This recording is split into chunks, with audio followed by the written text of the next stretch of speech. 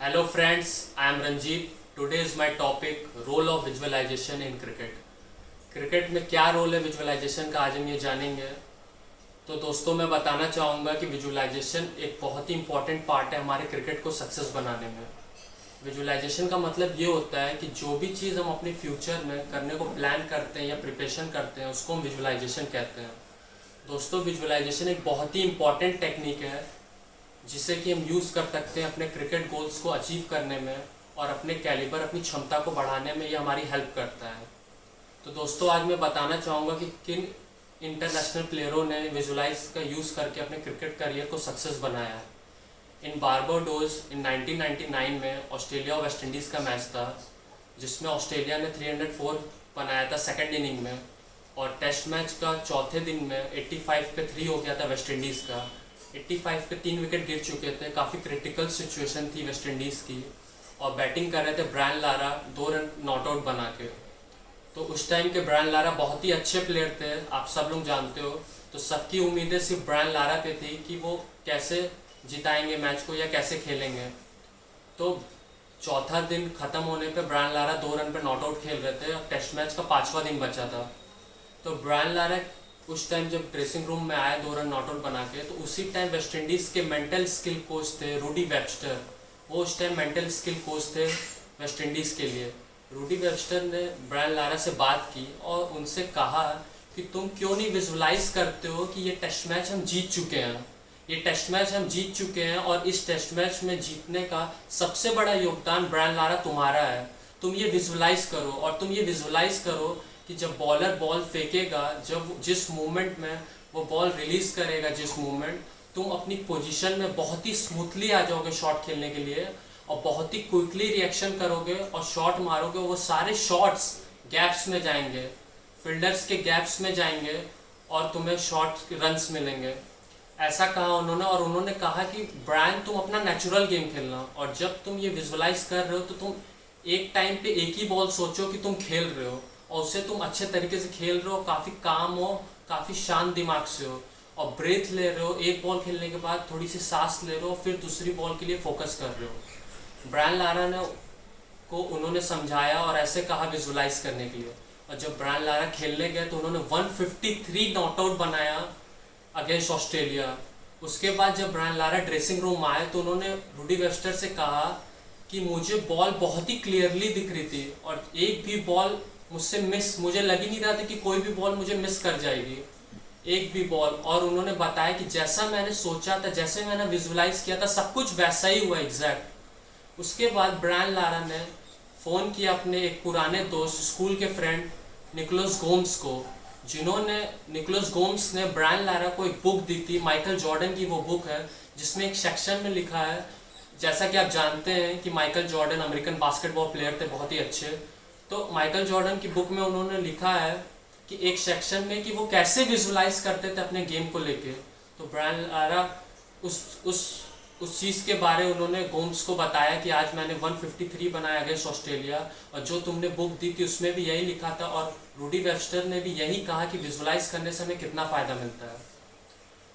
तो दोस्तों मैं एक चीज़ और बताता हूँ कि जेरमी स्नैप, जो कि इंग्लैंड फॉर्मर क्रिकेटर रहे हैं, जिन्होंने 6 एडिशन में आईपीएल के लिए काम किया एज अ स्पोर्ट्स फिजियोलॉजिस्ट, उन्होंने भी कहा है कि जब हम विजुलाइज करते हैं तो हमारे ब्रेन में कुछ ऐसी कंडीशनिंग पैदा होती है कि जब हम अंडर प्रेशर भी होते हैं तो चीज़ें हमारी फेवर में होती हैं, और जब हम अंडर प्रेशर भी होते हैं तो हमारा दिमाग काफ़ी काम होता है और हम कोई भी इमोशनल डिसीजन नहीं लेते हैं। हम जो भी डिसीजन लेते हैं विजुलाइज करने से, विजुलाइजेशन करने से हमें जो फ़ायदा होता है, तो जब भी हम अंडर प्रेशर होते हैं, जब किसी क्रिटिकल सिचुएशन में होते हैं, तो हम डिसीजंस लॉजिकली लेते हैं। जैसे कि हम बैटिंग कर रहे हैं, जो हमारी टेक्निक है, जो हमें पता है, जो हमारे मसल्स मेमोरी में है, हम वैसा ही रिएक्ट करेंगे।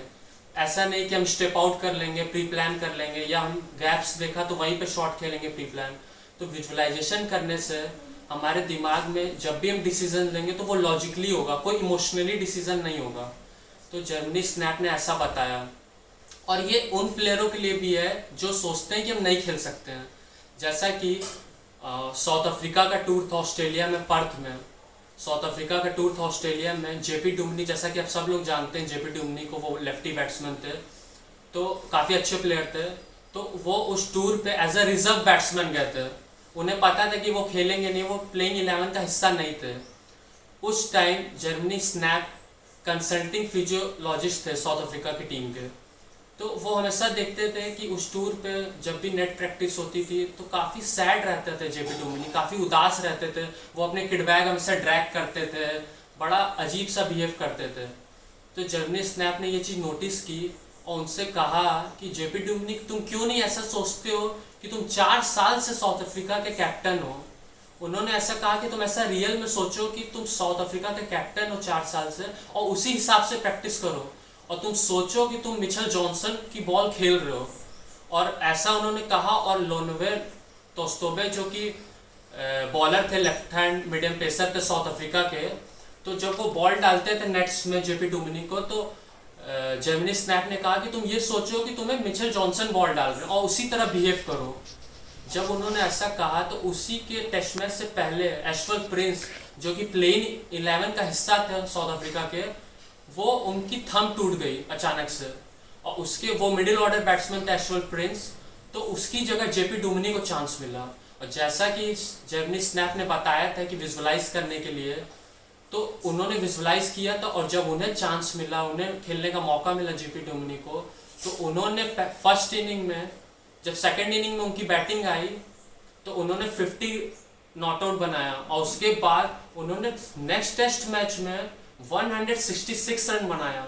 और आपको पता है वो पहली सीरीज थी साउथ अफ्रीका की कि जो साउथ अफ्रीका ने ऑस्ट्रेलिया में जीती थी, तो ये काफ़ी बड़ी बात थी।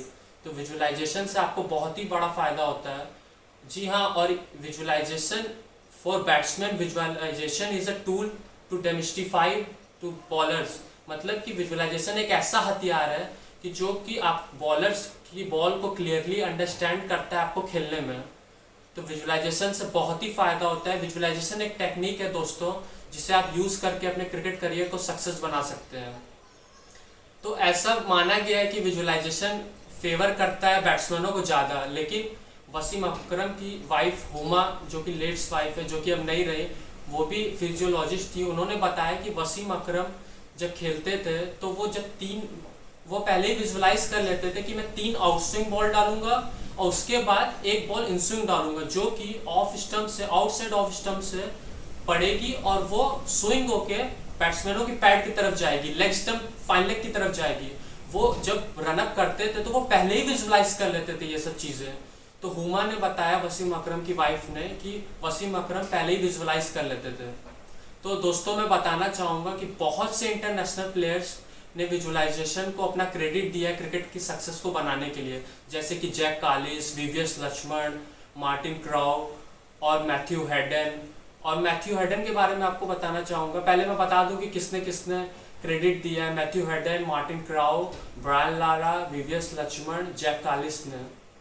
तो दोस्तों मैं बताना चाहूँगा कि मैथ्यू हेडन भी यही चीज़ करते थे। मैथ्यू हेडन जब नेट्स करते थे उसके बाद वो विजुअलाइज करते थे, वो पिच पे बैठ जाते थे अपने लेग क्रॉस करके, और वो विजुअलाइज करते थे कि मैं बॉलर को खेल रहा हूँ, वो किस एंगल से बॉल डाल रहे हैं, वो वैसा सोचते थे और फेस करते थे, विजुअलाइजेशन करते थे। और उन्होंने बताया कि जब वो बैटिंग करने जाते थे तो उनके लिए कोई भी चीज़ सरप्राइज नहीं होती थी। उन्हें लगता था कि वो पहले ही ये सब चीज़ें कर चुके थे। तो मैथ्यू हेडन ने भी बताया कि विजुअलाइजेशन से कितना फ़ायदा होता है। तो दोस्तों, और न्यूरो साइंस ने बताया है कि विजुअलाइजेशन की पावर इतनी ज़्यादा बढ़ रही है कि कुछ साल बाद बैट्समैन सिर्फ ये नहीं सोच पाएंगे कि हम बॉलर्स को कैसे फेस करेंगे, बॉलर्स की क्या एंगल होगी। वो कुछ साल बाद ये भी सोच पाएंगे कि जब हम स्टेडियम में खेल रहे होंगे और क्राउड का जो नॉइज होगा वो पहले ही वो विजुअलाइज कर चुके होंगे, ताकि वो नर्वस ना हो सके, वो उनके अंदर बटरफ्लाई जो चलती है वो थोड़ी कम चले। तो दोस्तों मैं बताना चाहूँगा कि विजुअलाइजेशन का बहुत ही बड़ा फायदा है। जैसे आप डेली रूटीन में प्रैक्टिस करते हो, तो विजुअलाइजेशन को भी अपने डेली रूटीन में एक एक्टिविटी बना लो, एक स्किल बना लो। और विजुअलाइजेशन एक टेक्निकी है। तो दोस्तों ये बहुत ही इंपॉर्टेंट चीज़ है, ये आपको सीखनी चाहिए इस मेरे वीडियो से। और दोस्तों हम वो हैं जो हम हमेशा बराबर करते हैं। एक्सीलेंट कोई रिजल्ट नहीं होना चाहिए, बल्कि वो एक आदत भी होनी चाहिए। तो दोस्तों मुझे लगता है कि आपको बहुत कुछ सीखने को मिलेगा मेरे इस वीडियो से। अगर आपको ये मेरा वीडियो पसंद आया हो तो प्लीज़ लाइक सब्सक्राइब ज़रूर करें।